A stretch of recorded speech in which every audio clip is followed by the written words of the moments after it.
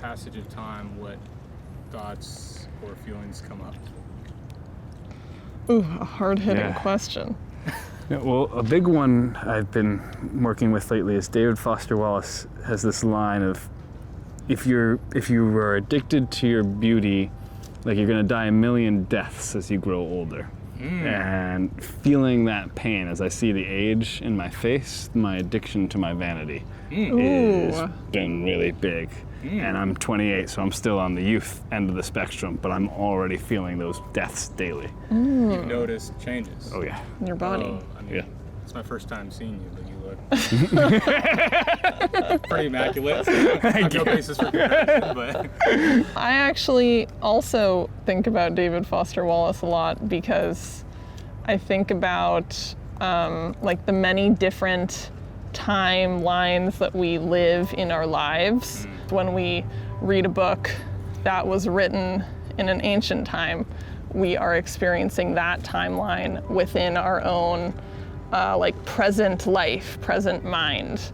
When we're reading like some sort of sci-fi book that's set in the future, we're also experiencing the passage of time way off into the future, into this sort of like imaginative world. Like I love reading something where the author is long dead and I'm taking part in their imagination and their story, and I'm imprinting upon it like my own vision of what that is based on the 28 years of life that I've lived. So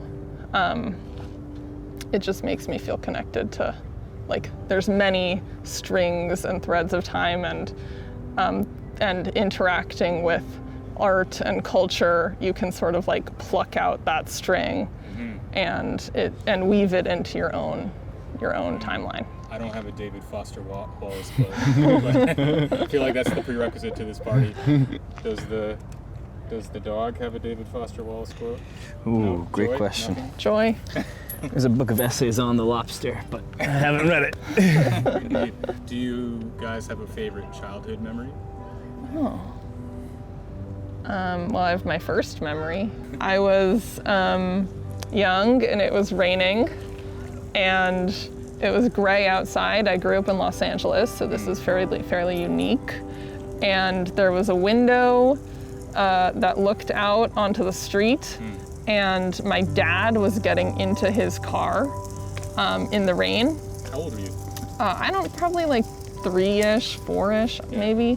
And my dad is a very large man. He's like 6'5", and he was folding himself into the car.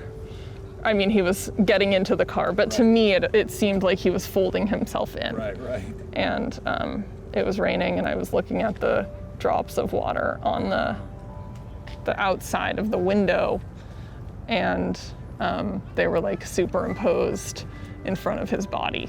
I mean, looking back, what I think triggered it is like realizing that my dad had a life outside of me, I guess. Oh, like it's he's like like getting into his car and going off to work. Like he's like living this different life. I don't really have many memories in general, so I'm gonna give a memory from 16, which feels like childhood to me. Yeah. Which was, I had a dream of a woman I had a crush on at the time, and I'd never kissed or had a girlfriend at the time, and I remember waking up and feeling it was the first time I was ever really happy. Wow. That this constant anxiety that plagues me went away.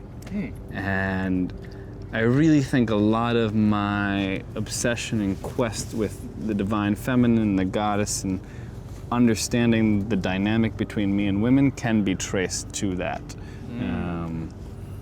That it is a way of me exploring spirituality, but also a way of mental health as well, and that's all wrapped in together. Interesting. Has life gone how you expected it would? Fuck no. Absolutely not. So far from it. Anything gone how you expected it would? Almost nothing. Whoa. Yeah. And how do you feel about that, respectively? I actually do. I think some of my life has gone the way that I expected it to go. Or like small things. Small things. Like I believe that I work really hard at my job and I have had success in my career. And I always believed that I would do that. Like, I always was like, you gotta work really hard. So I think... You always believed you'd do what you're doing, or that you would do something successfully? That I always believed that I would do something successfully and that my work would be successful. And is it because you had an internal sense of your resourcefulness, or is it something else? Yeah, I think it's like a self-belief that I can do good work. And do you know where you got that from? No. It's there. I think it's mostly actually like more of a perfectionism thing than anything. Okay. And I'm like, I'll just be perfect and it will go right. So perfectionism that paid off. Kinda, I guess. I don't know.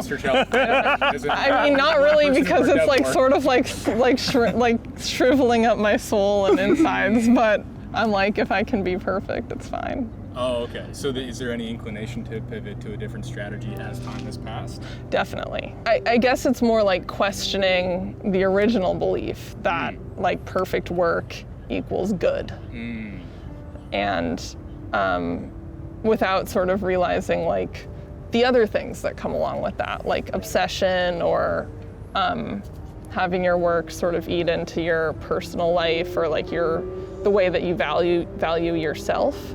So I'm sort of now trying to untangle, like if I make a mistake at work, how to not feel like I'm just a terrible person and, you know, whatever, like how to kind of keep it like, oh, you just copy and pasted one thing wrong. It doesn't mean you're a terrible person.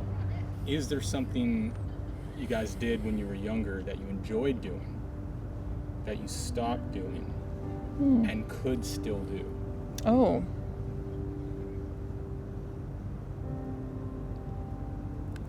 Couple of different things. One is seeing images in my eyes before I go to bed. I can see little visualizations. I'm not a very visual person, but when I'm tired and I close my eyes, I can see visuals. They become very strong on psychedelics, but they're very weak, like 280p, 180p, or whatever that is on sober. But they're interesting to watch, and I struggle with sleep, and I take drugs to sleep, and I wonder if that will be one cure of not having to take drugs, is following the images. So that's one thing. Another's climbing trees. That was actually something that only started in college, but stopped after college. So well, it is my youth. If you started it sooner, you wouldn't remember. Exactly. True, right. Good memory. Right. Exactly. At least one of us. Yeah. Exactly. Yes. But you started in college and then... And then I stopped after. I hurt my shoulder in 2019 and I stopped. And climbing a tree, or? Trying to save a tree, actually. Really? Yeah, I got... I don't know if I was lied to. I think everyone expected that this was not possible, and I was a little bit gullible. There was a tree that had fallen over, and one of my friends said, let's all push the tree up to try to save it so it can live. And I pushed with all my heart, and no one else really pushed that hard. I fucked up my shoulder. Worst practical joke ever. Exactly. Dang. That's sad. And you haven't climbed a tree since? Not really, or maybe one, but not really with that fluidity and that constantness that I was doing Your in college. relationship with trees took a hit in that moment. Exactly. And maybe we need to reacquaint you with this. Oh, yeah, maybe we need to. Yeah, exactly. We can do it. How would you feel to start climbing trees again? It is a very primal feeling. It connects me with my monkey ancestry, which I like. That makes sense. Yeah. And you? Did anything come to mind? Yeah, when I was a kid, I used to draw and paint a lot, and I do not do any of that as an adult. Can I be honest? Yeah. I had a weird feeling you're going to say that. Oh. Because you talked about the perfectionism, and I instantly thought the antidote to perfectionism is art. Well, yeah. I think, you can't be perfect sure. at art. You can't, that's true. Oh, I know a lot of artist friends who try. I think it's true and false. I think that I fear that what I might produce will not live up to my taste and what I believe good art to be, Right. which is not really a standard you should hold for yourself if you're like doodling. An impossible standard. Right. Right. Yeah. But I have been thinking about taking a oil painting class at SVA. So I'm thinking maybe I'll do that this summer and try to learn how to oil paint. And do you think you could enjoy the process of not living up to your taste? I hope. I hope. See. Yeah, I'm curious about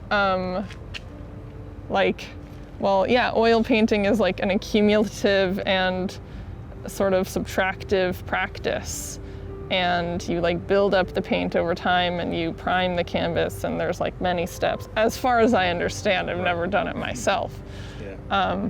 And I'm interested in like uncovering the tactile practice of that. And I don't know what the result will be. Right. But you have a good grasp of the theoretical and practical aspects that go into it. Now you just have to do it. I think so, and I want to learn more. Okay. Yeah. Well, it's been a pleasure chatting with you guys. It's been a Yeah, pleasure thank chatting you, with you, Cyrus. Cyrus. Thank you. Okay.